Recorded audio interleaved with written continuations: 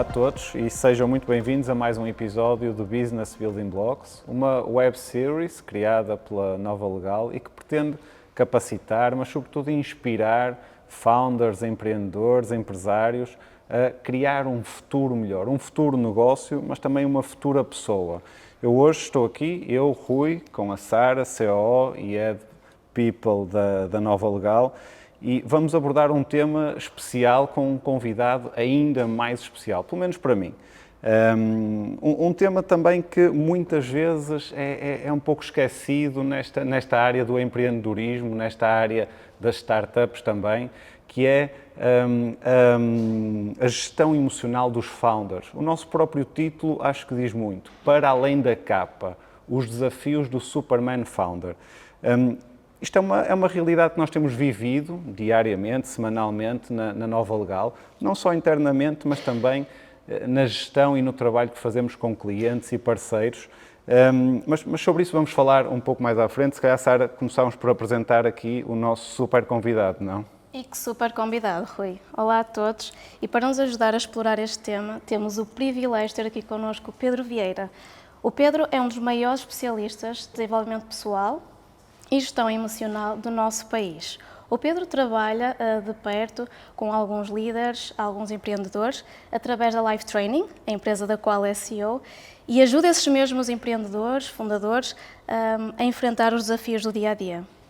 Pedro, começamos pelo início. Como é que estás hoje? Estou bem, estou aqui na vossa companhia, estou bem, estou ótimo. Bem-vindo, é ótimo contar contigo. Se calhar, Sara, começávamos por perceber melhor qual é aqui o percurso do Pedro. Sim, Pedro. A primeira pergunta que tinha para ti era, se calhar contávamos como é que começaste esta carreira no desenvolvimento pessoal e na gestão emocional. Olha, bom, eu gosto de me conectar com essa história, que é para me lembrar de onde é que vim. Eu sou economista, comecei a trabalhar no mundo corporate, no mundo das empresas. Comecei como vendedor e fui, durante os primeiros meses de trabalho, fui sendo sucessivamente promovido e acabei a liderar equipas. Cheguei a liderar uma equipa com quase 400 pessoas. E, assim, as primeiras experiências de liderança foram muito duras, foram extremamente duras, porque apelaram a competências que eu não tinha desenvolvidas e puseram-me até em confronto com um conjunto de crenças que eu tinha, sobretudo em relação à minha introversão, dificuldade em comunicar com mais do que uma pessoa em simultâneo. E, em determinada altura, a empresa onde eu trabalhava colocou à minha disposição uma coach, que eu não sabia muito bem o que é que ia fazer, mas na altura foi o meu chefe que me propôs, portanto eu aceitei, e durante 6 meses trabalhei com uma coach que semanalmente fazia sessões comigo e fazia-me um conjunto de perguntas que eram, a maior parte delas, bastante simples e diretas, mas eu tinha imensa dificuldade em responder-lhes, e portanto começou aí uma viagem de desenvolvimento pessoal que teve um impacto muito forte em mim e me levou assim rapidamente a querer reproduzir com outras pessoas que me estavam próximas, nomeadamente as pessoas que trabalhavam mais diretamente, que reportavam diretamente a mim. Comecei a procurar utilizar com elas também as perguntas que a minha coach utilizava comigo e os resultados foram muito interessantes, tão interessantes que começou a crescer a ideia de fazer isto profissionalmente, porque em treinamento comecei a obter mais satisfação pessoal com estes processos do que propriamente com o meu trabalho enquanto gestor. E, portanto, em 2008 fiz essa transição, fui estudar coaching, neurolinguística, hipnose, uma série de áreas de desenvolvimento pessoal que me interessaram.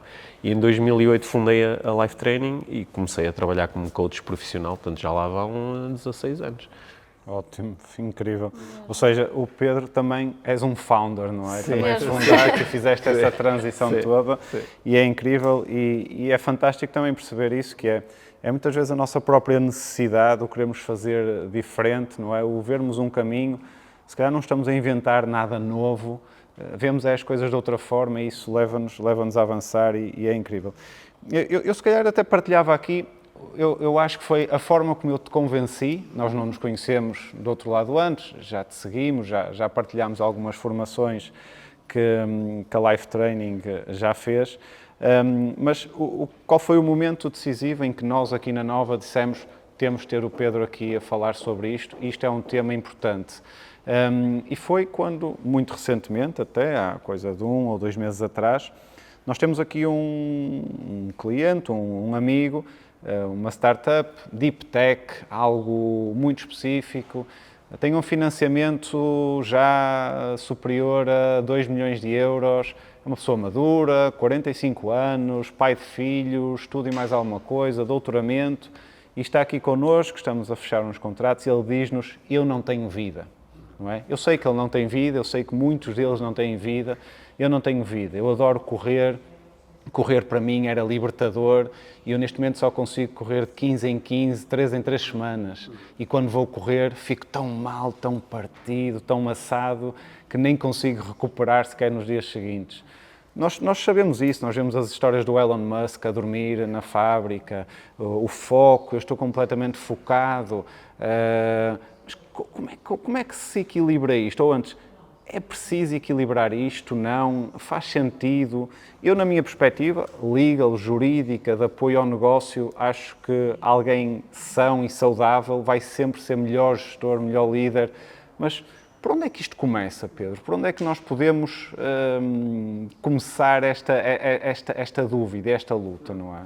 É uma pergunta extensa, sim, mas... É um paradoxo, não é? Porque quando alguém se lança enquanto empreendedor, cria um negócio, não é? Lança um projeto, está supostamente a exercer a sua possibilidade de tomar decisões, de ser livre, de ser dono do seu tempo. Claro. Só que rapidamente toma um conjunto de decisões que parece que o acaba por privar dessa mesma liberdade. É um paradoxo muito grande. E entra numa prisão, não é? Sim, Quase. sim. Aliás, até é comum em conversas desse género alguém dizer, olha, quando antes eu, por exemplo, trabalhava por conta de outrem, tinha muito mais tempo, fazia as minhas coisas, conseguia cuidar mais de mim. Portanto, há aqui um paradoxo que acho que é também um convite ao fundador, ao empreendedor, a fazer algumas perguntas grandes a si próprio, não é? de se recordar de quais foram as intenções originais que o levaram a querer fazer aquilo que está a fazer agora. Porque eu acho que, às vezes, ou não chegamos a fazer essas perguntas com intensidade suficiente, portanto, tivemos uma boa ideia, temos se calhar até estamos a seguir um exemplo de alguém ou um sonho de criança e vamos em frente sem nos questionarmos demasiado sobre quais são as nossas reais intenções, ou fizemos esse questionamento, mas depois perdemos um bocadinho na operação, não é? Agora tenho de fazer isto, agora tenho de fazer isto desta forma.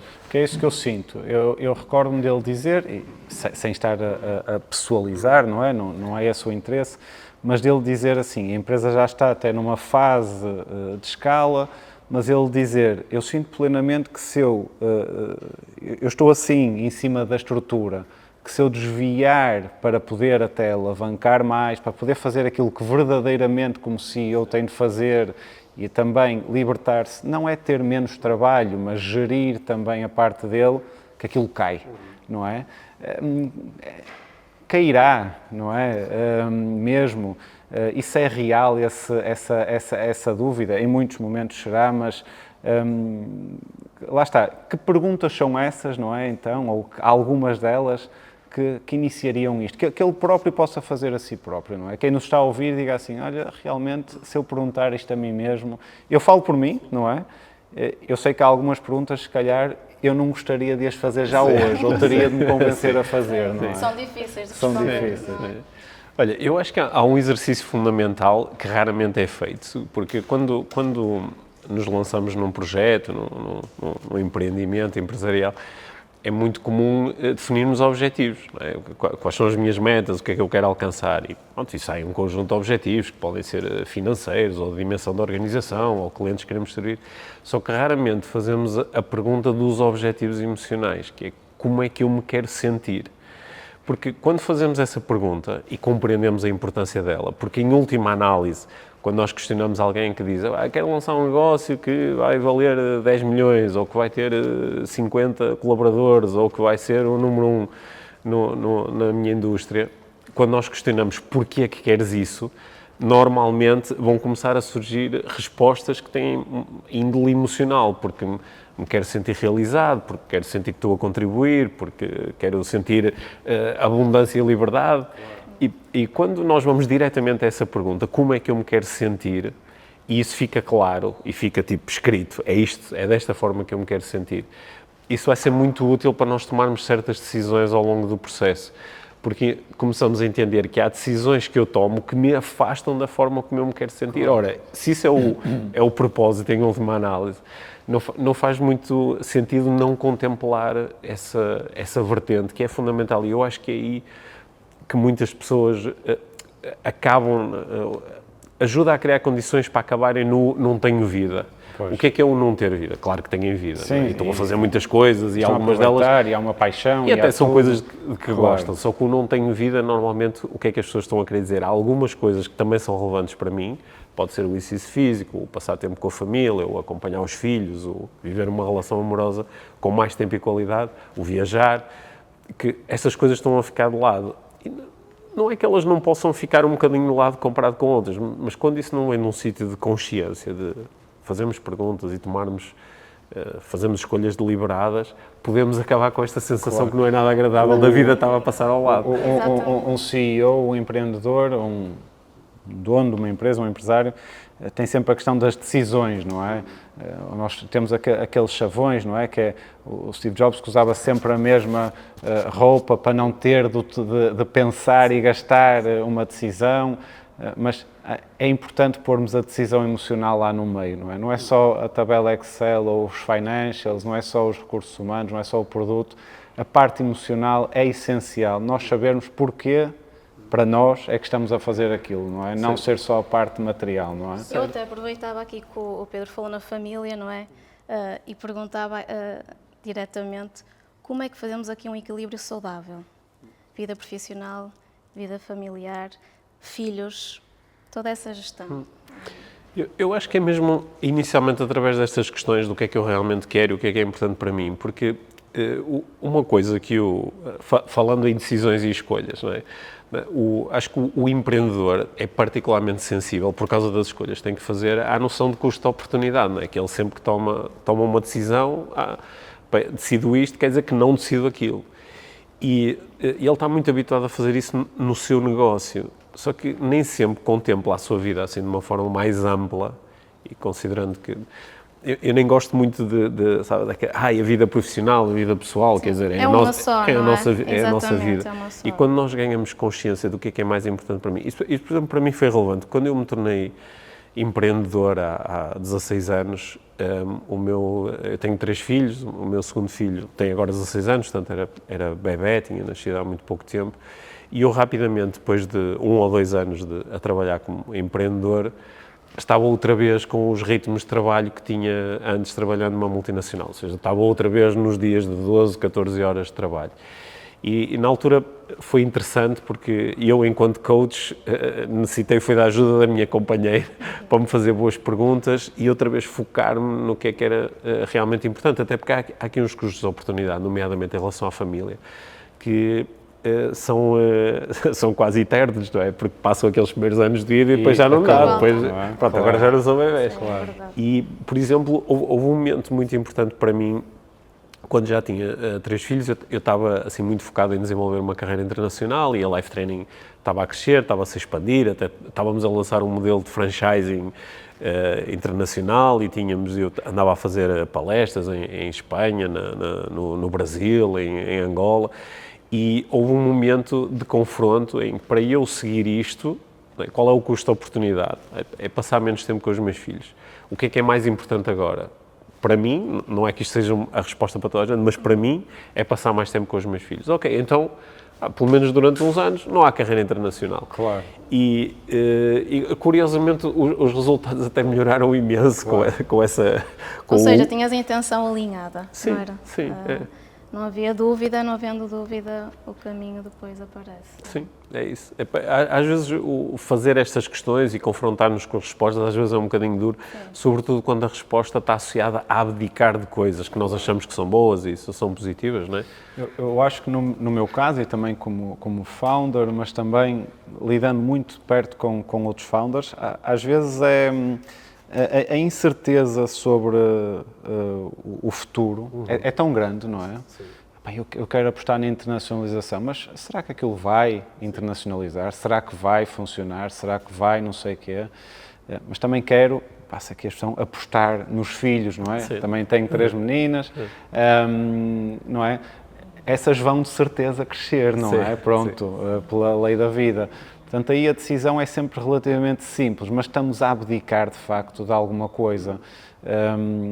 Nós falávamos, quando conversávamos ontem, até preparar este episódio, falávamos, quer dizer, isto o ótimo era haver botões, não é? Era eu, quando saio daqui, carregar no botão e dizer, olha, agora entrou o modo Rui pai, Rui casa, não é?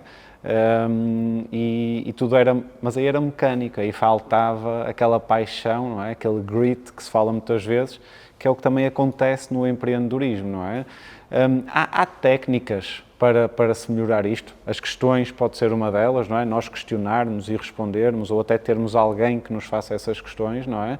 Mas há técnicas práticas. Nós ouvimos falar de muita coisa no dia-a-dia. Às vezes algumas coisas soam-nos mais como floreados, não é?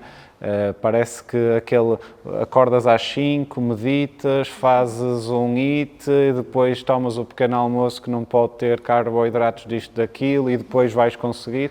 Quer dizer, assim, questões reais, não é? Palpáveis, do dia-a-dia. O que é que o Pedro Vieira, não é? Quando está com esses empreendedores, com esses jogadores de futebol, com essa malta que está num nível de liderança bastante intenso, por onde é que vais, não é? Por onde é que caminhas? Sim, os meus caminhos, não, embora acabem muitas vezes na implementação de hábitos e rotinas, não começam pela sugestão de nenhum hábito e rotina, porque isso cada um encontra os seus e andei durante muitos anos a acordar às 6 da manhã para depois simplesmente aceitar que não funciona. Não funciona para mim.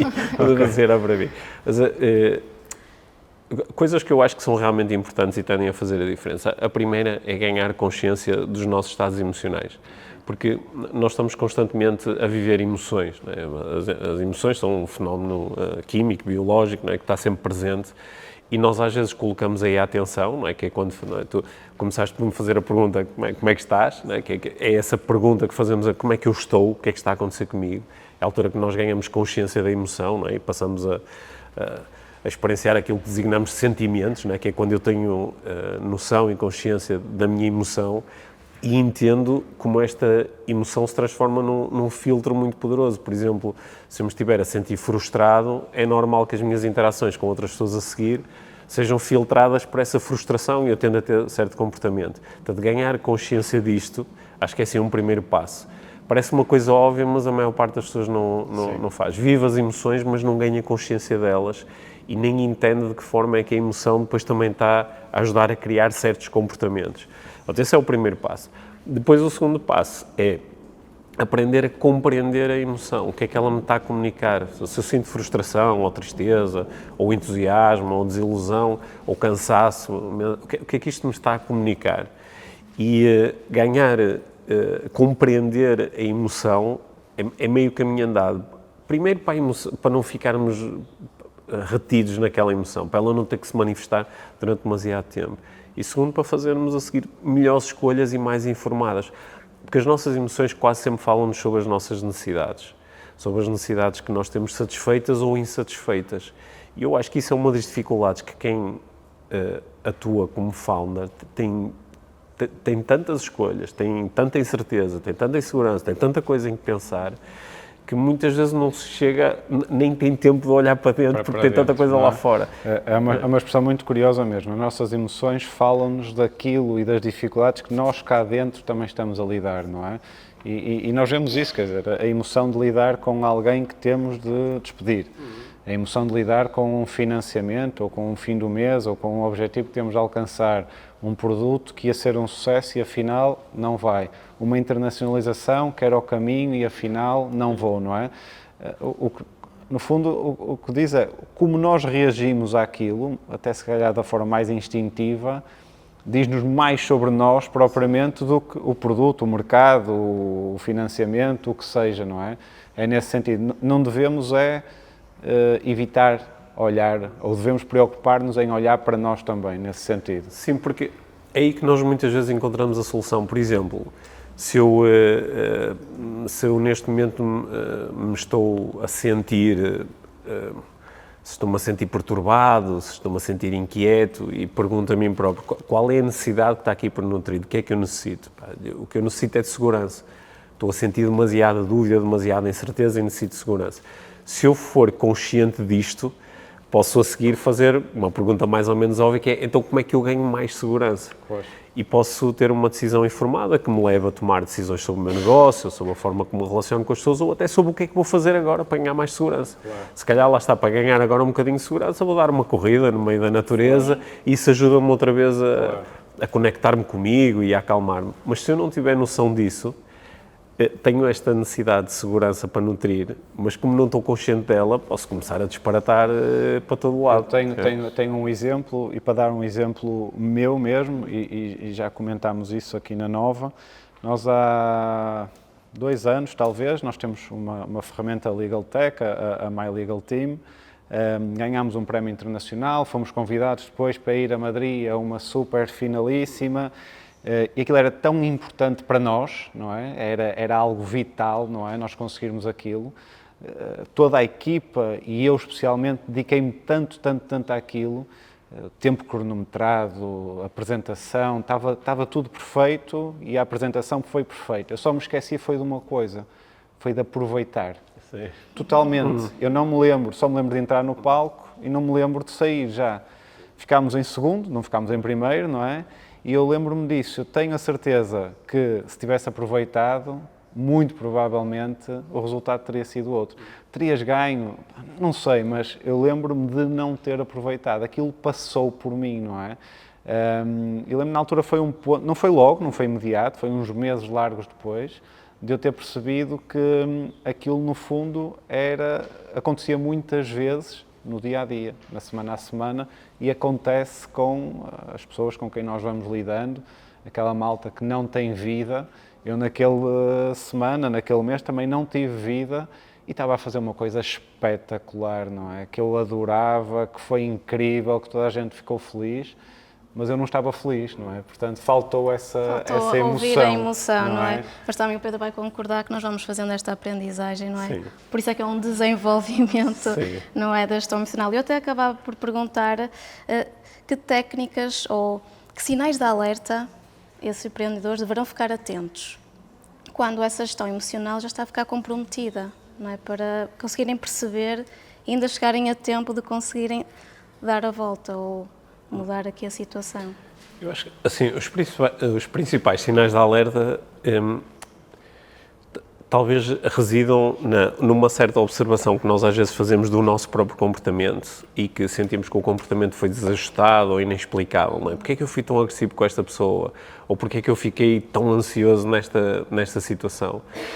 E quando nós começamos a não entender o nosso próprio comportamento, normalmente é porque há aí emoções que não estão a ser valorizadas, necessidades que não estão a ser entendidas, e eu acho que isso são os sinais de alerta. Aliás, são esses sinais de alerta que, em última análise, levam às vezes à busca de necessito da ajuda de um psicólogo, de um terapeuta, ou preciso de falar com um coach, é preciso de que alguém me ajude a navegar aqui neste processo. Normalmente é porque observei esses sinais de alerta. Agora, há quem seja rápido a observar isso e quem demora muito tempo e às vezes necessita que as pessoas à sua volta comecem a dizer, olha, tu estás-te a passar, não é? Tu estás completamente fora, ou isto deixou de fazer sentido, ou estás a tomar más decisões, ou estás demasiado estressado. Às vezes é só quando começa a chegar um feedback constante do lado de fora que nós reconhecemos muitas vezes isso. nos apercebemos, não é? Sim. E é sempre bom ter alguém à nossa volta que consiga... Essa rede de apoio, sim, não é? Essa confiança, ou seja, nós muitas vezes vemos, cada vez mais nós vemos founders, que são 2, são 3, eu acho que aquela ideia do founder isolado está cada vez mais desaparecida, não é? Hoje ninguém sabe tudo, não é? Precisamos sempre de um que seja mais da parte técnica ou mais da parte da gestão ou comercial, mas mesmo assim entre os founders há muitas vezes uma hierarquia, não é? Há um founder e uns co-founders, não é? Mas é importante alguém que esteja ao lado, não é? E diga isso e eu, olha, estás-te a passar, pá, tem calma, não há deixa passar, olha, isso se calhar não é importante. E se calhar nesse momento parar e dizer porquê, não é? Isto até está a correr bem, nós até já fizemos isto, nós até já fizemos aquilo, o que é que se passa aqui, não é? É um bocado por aí, se calhar. Sim, uma das descrições que é muito habitual quando eu estou a fazer sessões de coaching com pessoas que estão nessa função, não é? De founder, de CEO, muitas vezes estas pessoas falam da sensação de solidão. Exatamente. Que é, até posso ter chegado a um ponto em que o meu projeto já tem muitas pessoas, tem uma equipa, mas eu sinto-me só, porque sinto que, em última instância, sou eu sempre que tenho que tomar a decisão, sou eu que tenho que arcar aqui com o peso da decisão. E uma das coisas que eu vejo que tende a funcionar é criar relação com outras pessoas que estão na mesma situação.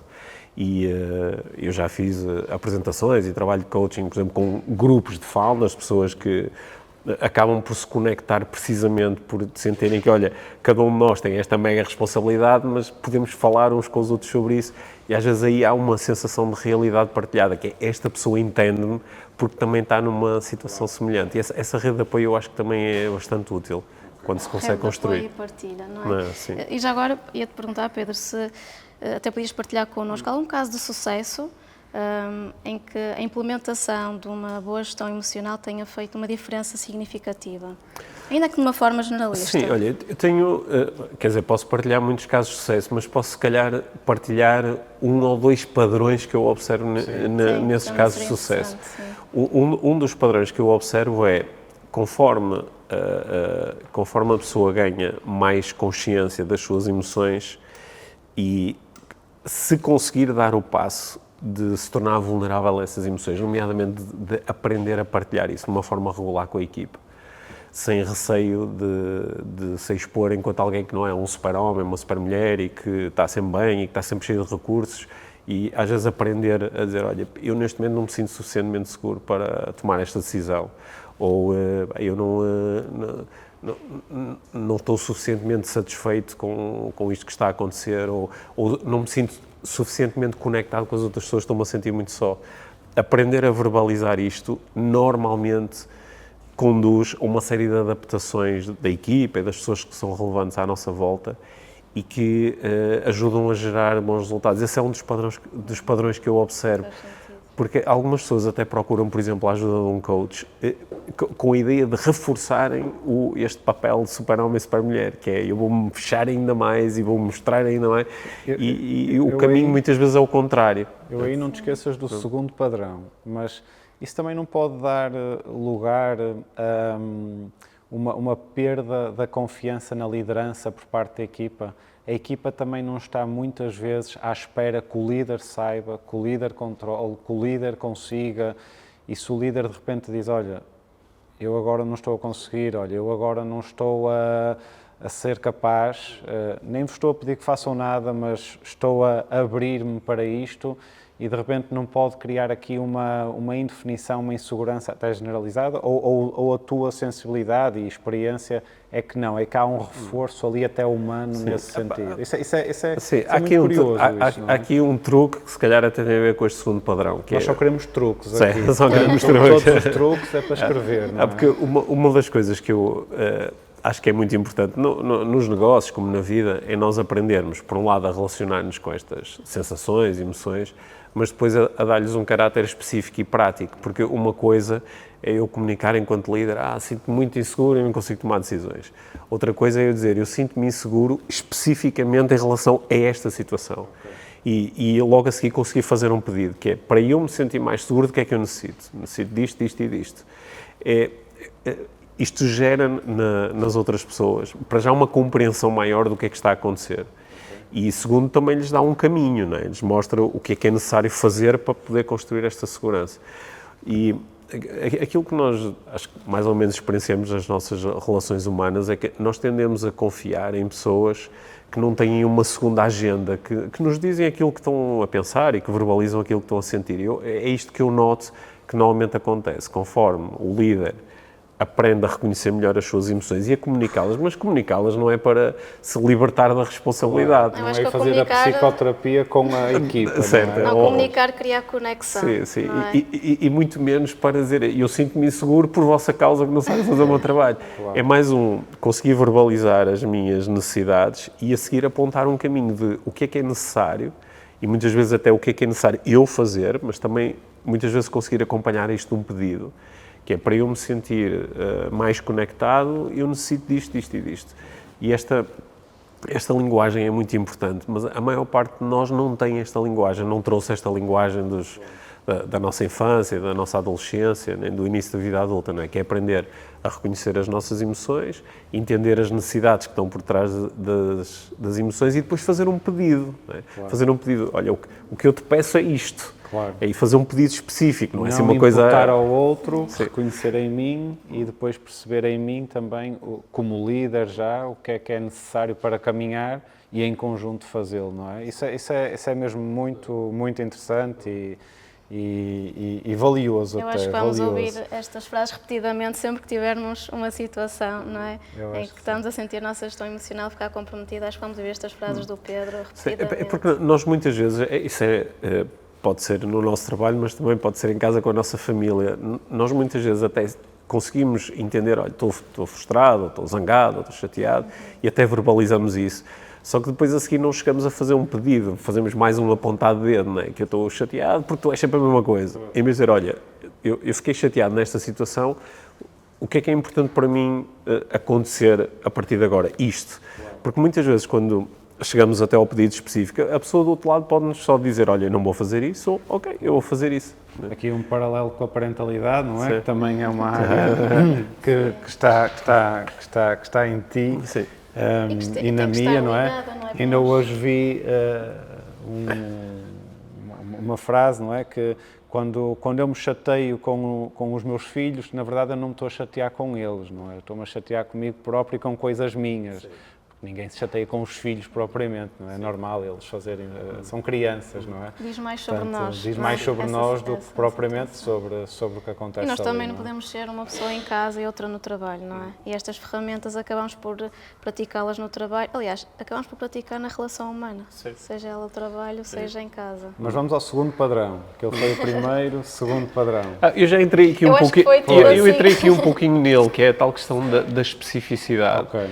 Porque muitas vezes quando eu estou a lidar com pessoas nesta situação, um founder que não se está a sentir muito equilibrado, está com muitas dúvidas, não se está a sentir bem, às vezes fica só por aí, fica só por estas descrições meias abstratas de estou perdido, não tenho vida, que é uma pergunta, que é uma pergunta muito importante de coaching a fazer é de que é que estás a falar especificamente, não é? O que é isso de não ter vida, o que é que te está a faltar? E se a pessoa me disser, o que me está a faltar é correr, ok, porque nós a partir daí podemos começar a entrar em plano de ação, então o que é que tem que acontecer para poderes correr quantas vezes, de quanto tempo necessitas, e começamos a construir um plano, só que esse plano, em última análise, vai nos levar onde? Outra vez à tomada de decisão, que é para eu poder correr 3 vezes por semana, tenho de fazer isto e aquilo.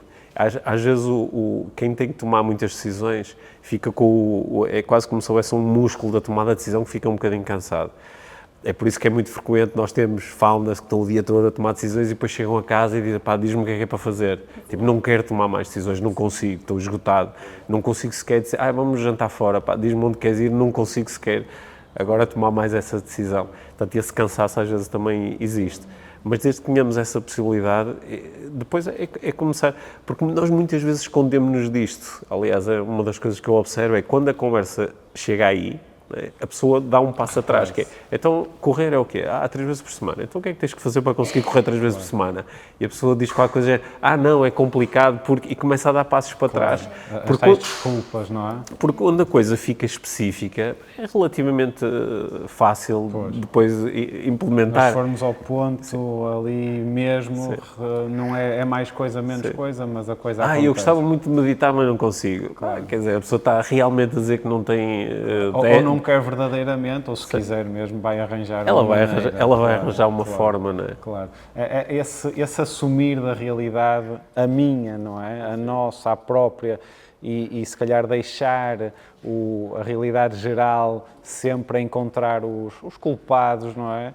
Se calhar é um dos primeiros passos, não é? Uma das questões que tínhamos aqui para terminar, e o nosso tempo nós já sabíamos que ia ser sempre curto, mas era de facto 3 conceitos práticos, não é? Eu acho que já fomos dando vários, mas se conseguirmos assim resumir de forma mais ou menos objetiva, 3 conceitos práticos para quem está a assistir e que está a iniciar ou que está numa fase de gestão intensa do negócio, do projeto e que quer de facto começar ou pelo menos fazer esta gestão emocional.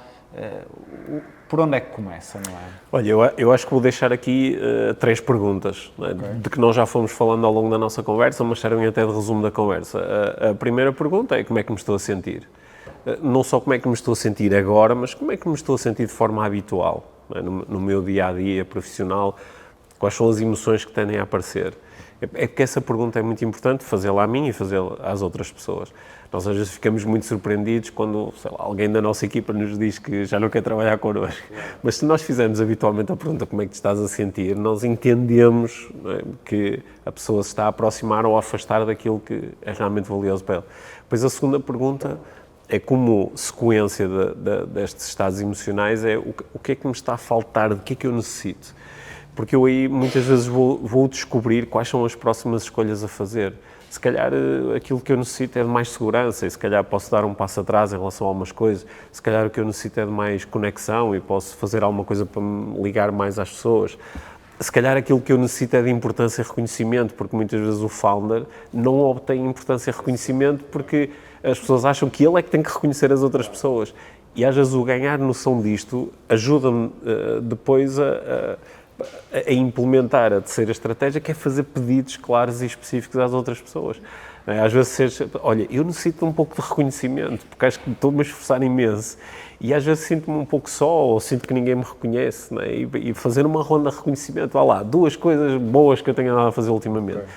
E muitas vezes eu acho que vamos ter de fazer isso aqui na Nova, hoje a seguir, quando acabarmos a gravação.